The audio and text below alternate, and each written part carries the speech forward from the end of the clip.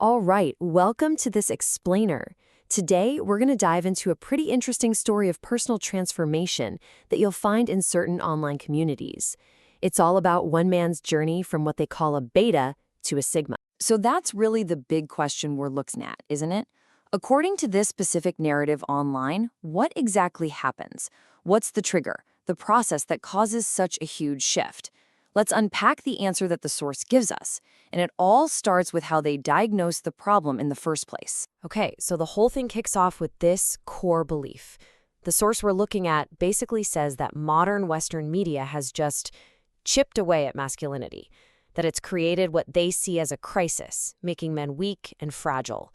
And this idea, it's the launch pad for the entire transformation story that follows. So that brings us to our first section.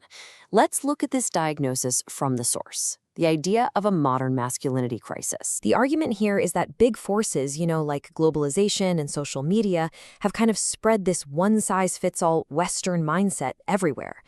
And the claim is that this mindset has pushed men to adopt what the source calls more feminine energy. And in doing so, it's disconnected them from their natural masculine core. All right, let's move on to the next piece of the puzzle, the old programming.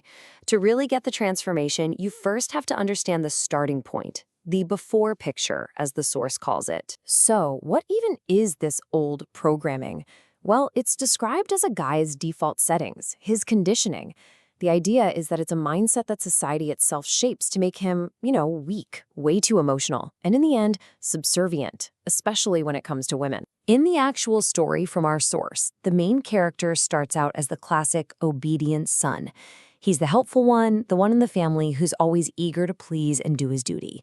But according to this narrative, that very role is what leaves him wide open and vulnerable. And this quote right here, it gets to the heart of the perceived danger. In this worldview, having a weak personality isn't just some passive thing. No, it's seen as basically putting a sign on your back that says, hey, come exploit me. So here are the specific traits of this old programming. You've got being overly emotional, always looking for approval from women, putting everyone else first. You see the pattern here, right? It's all based on getting validation from the outside. The source argues that this constant need for outside approval is the absolute core of the weakness. Of course, every great transformation story has that one big moment, that turning point. In this narrative, they call it the awakening. And listen, this isn't some slow, gradual change. It's framed as a sudden, almost violent realization. The guy stumbles onto some new information online, and it just shatters his whole worldview. The source paints it as awakening this dormant inner lion, this core of masculine power that it claims is inside every man, just lying there, waiting. So after that big aha moment comes the real work, deliberately building a brand new mental framework. And that brings us to our next section, the Sigma mindset, and this whole idea of building a new masculine frame. This slide really lays it all out side by side. It's like a complete reboot of a man's internal operating system.